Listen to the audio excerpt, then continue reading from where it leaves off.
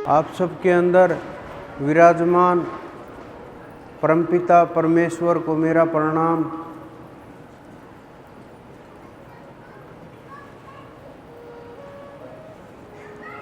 जब आप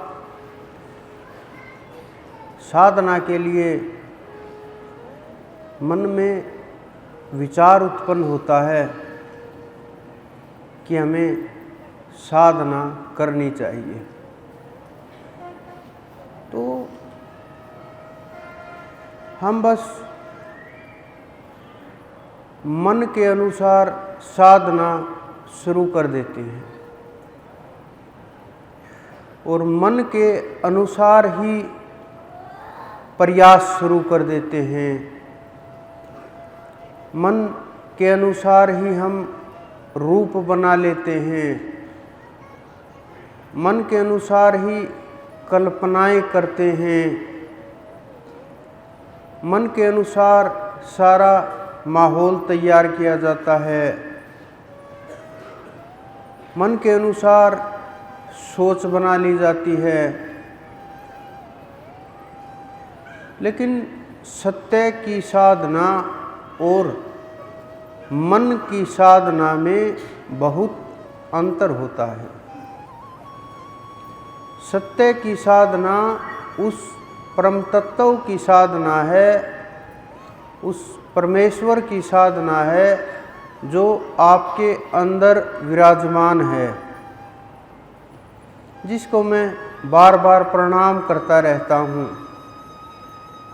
ये पूरा ब्रह्मांड जिसके सामने झुकता रहता है, पूरा का पूरा ब्रह्मांड जिसके अधीन है, वो परम तत्व जो साधना के योग्य है, जिसकी साधना हमें करनी चाहिए, वो सत्य की साधना है।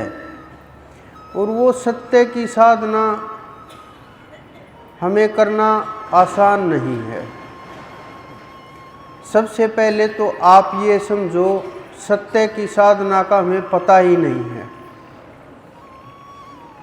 मन इतना तेज हो गया है, पुस्तकें पढ़ के, सोशल मीडिया के ऊपर आए हुए मैसेज देख देख करके,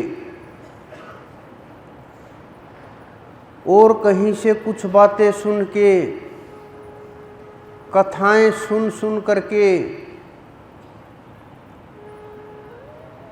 इधर उधर से बातें इकट्ठी करके,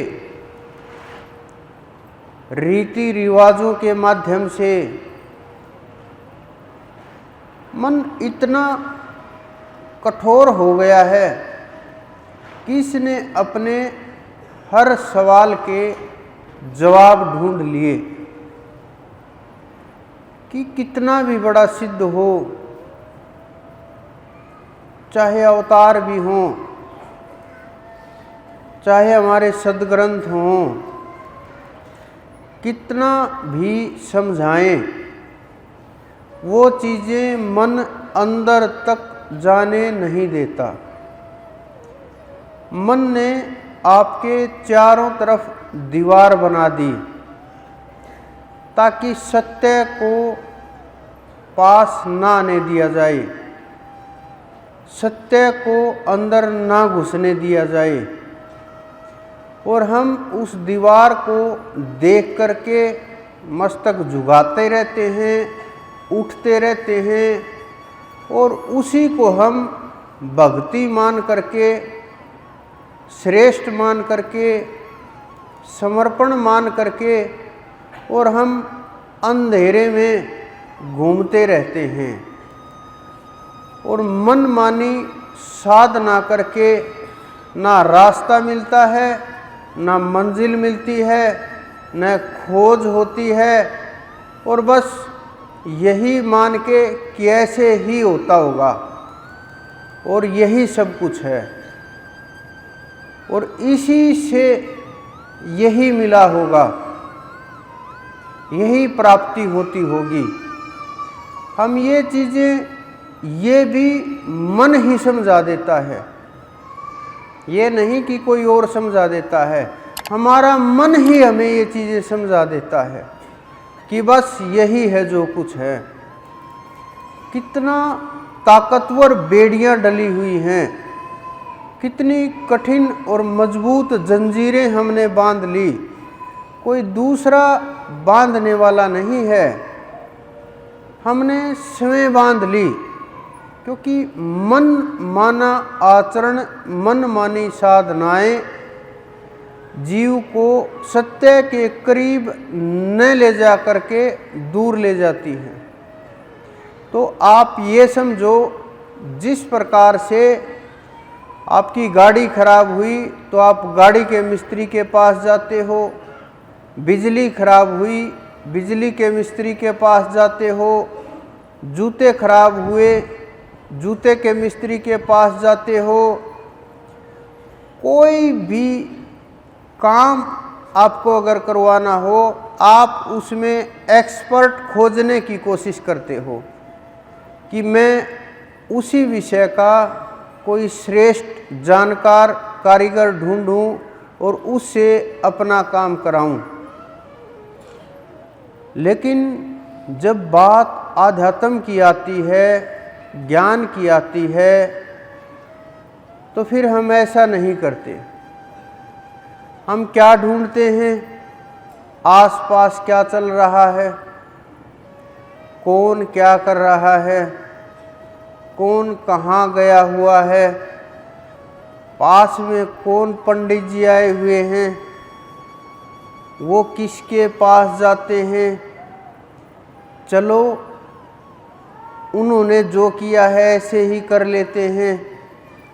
ना हमारे अंदर कोई सवाल होता, ना हमारे अंदर वो खोजने की इच्छा होती, ना हम प्रयास करते।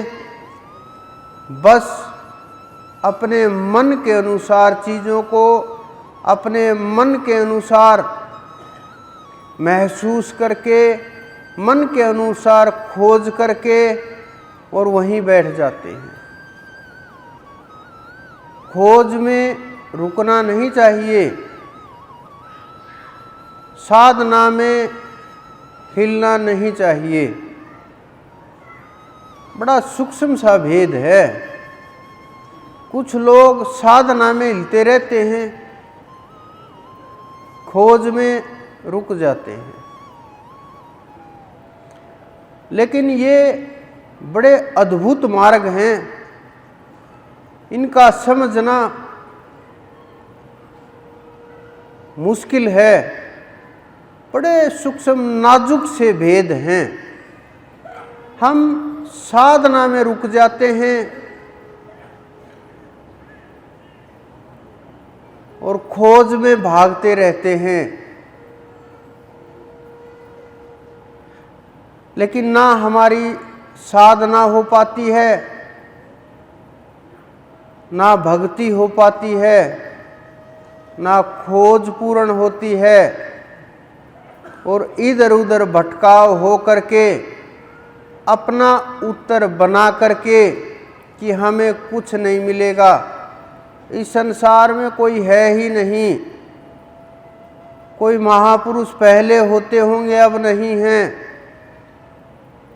इस प्रकार मन माने जवाब दे करके अपने मन को संतुष्ट करके हम वहीं बैठ जाते हैं।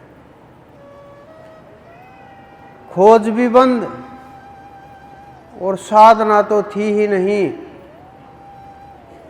साधना हम छोटी छोटी वस्तुओं को मान लेते हैं, लेकिन जब तक अपने आप को नहीं साध लेते, समय को नहीं साध लेते, उससे पहले साधना नहीं होती। हम साधना की शुरुआत में ही इतने डावाडोल हो जाते हैं, अंदर से इतने कमज़ोर हो जाते हैं, अंदर से इतने भयभीत हो जाते हैं कि हमारा क्या होगा, साधना शुरू भी नहीं होती, अंदर में भय सताने लगता है, कहीं ऊपर चले गए वापिस ना आए, कहीं वो परमात्मा ऊपर ही रख ले नीचे ना आए हम, परिवार का क्या होगा।